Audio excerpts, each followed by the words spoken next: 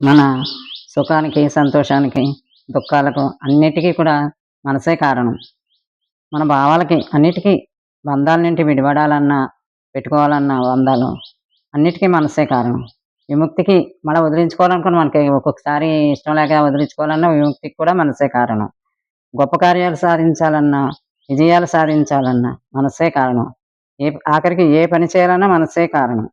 ఇలాంటి మనసును గుర్తించలేక మనసు ఎటు తిప్పితే అటు దాని వెనకే మనం పరుగులు పెడుతున్నాం.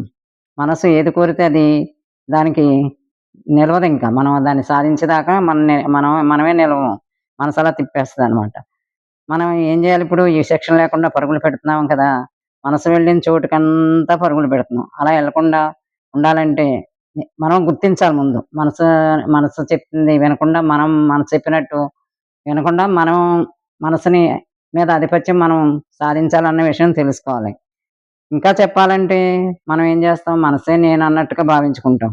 అనుక్షణం మనల్ని లొంగదీసుకొని కోరికల్ని కావాల్సిన దాన్ని ఈ మనసు సాధించుకుంటుంది. ఈ మనసు కట్టడి లేక, నియంత్రణ లేక క్షణము మనల్ని ఉసుగొలుపుతూనే ఉంటది. దేనికో దానికో అక్కడికెళ్దాం, ఇక్కడికెళ్దాం అని ఉసుగొలుపుతూనే ఉంటది. మనం తెలుసుకోలేకపోతున్నాం అంతే. మనం మనసుపై పెద్దల సమక్షంలో తెలుసుకొని మనసు గురించి మనసంటే ఏంటి? అది ఇది అని గురువులు, పెద్దలు చెప్తారు కదా!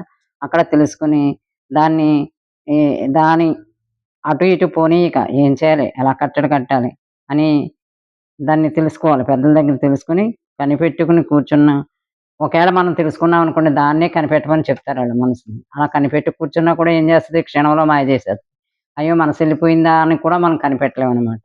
అలా మాయ చేసి మీ మంత్రం వేసినట్టు విషయాల పైకి వాలిపోద్ది.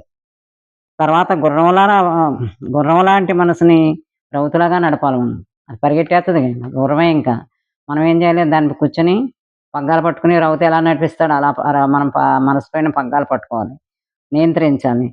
అప్పుడు బుద్ధిని రాజులాగా చేసుకొని, ఆ బుద్ధితో, వివేకంతో మనం బుద్ధి అనే వివేకంతో మనం దాన్ని నియంత్రించుకోవాలి.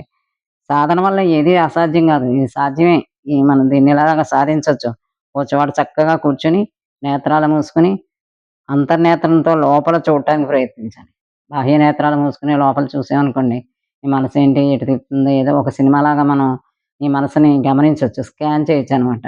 మనం వ్యాధులు ఎలా కనిపెడుతున్నామో ఈ మనసుని మనం అలా కనిపెట్టొచ్చు. అదొచ్చిందని తెలిసిపోద్ది. ఇది ఎళ్ళిపోతుంది, కోరికలు తెస్తుంది, అక్కడికెళ్ళిపోతుంది, క్షణంలో ఎన్ని దేశాలు దాటేస్తది అని అన్నీ మనకు తెలుస్తాయి మనం గమనం పెట్టుకుంటే. ఎప్పుడైతే మనం ఇలాగ ఏకాగ్రతతో సాధన చేసామో, మనసు ఎటు పోలేదు. దాన్ని కనిపెట్టుకున్నాం అనుకోండి దొంగోడిని మనం కనిపెడుతుంటే ఆడు దొంగతనం చేయలేడు. అలాగే మనసు కూడా అంతే. మనం దానిపైన నిఘా పెట్టామంటే ఎటూ పోలేదు. ఇంకేం చేస్తది ఎటూ పోలేక తన యందు తాను ఇంకా ఎటు పోలేని ఏ పని లేకపోతే ఏం చేత్తది కూర్చుంటది చక్కగా. కుక్కనే గొలుసేసి ఎత్తే ఏం చేత్తది కూర్చుంటది. లేకపోతే బయటికెళ్ళిపోతది చూస్తే. అలాగే ఈ మనసు కూడా తన యందు తాను అంటే ఆత్మ యందు లయమై ఇంకా మన మనసనేది లేకుండా పోయి సుఖం పొందుతదప్పుడు. అప్పుడే మనిషికి సుఖంగా అనిపిస్తది. మనసు లేని స్థితే సుఖం అనిపిస్తది. ఇది మనం చాలా చిన్న చిన్న విషయాల్లో చెప్పుకున్నాం. ఇది లోతుగా చెప్పుకోవాల్సిన విషయం. దీన్ని తర్వాత ఇంకా విశ్లేషించి చెప్పుకోవాలంటే చెప్పుకోవచ్చు. ఈ మనసుని అరికెట్టుకుంటే ఎన్నో విషయాలు మనం సాధించవచ్చు. విజయాలు సాధించవచ్చు. చాలా కష్టాల నుంచి తప్పుకోవచ్చు. ఈ మనసే మనకు కష్టాలు తెచ్చిపెట్టింది. ఈ మనసు గురించి ఎంతైనా చెప్పుకోవచ్చు. మనం కొంచెం కొంచెం చాలా తేలిగ్గా చెప్పుకున్నాం. ముందు ముందు ఇంకా చెప్పుకుందాం. సరేనా?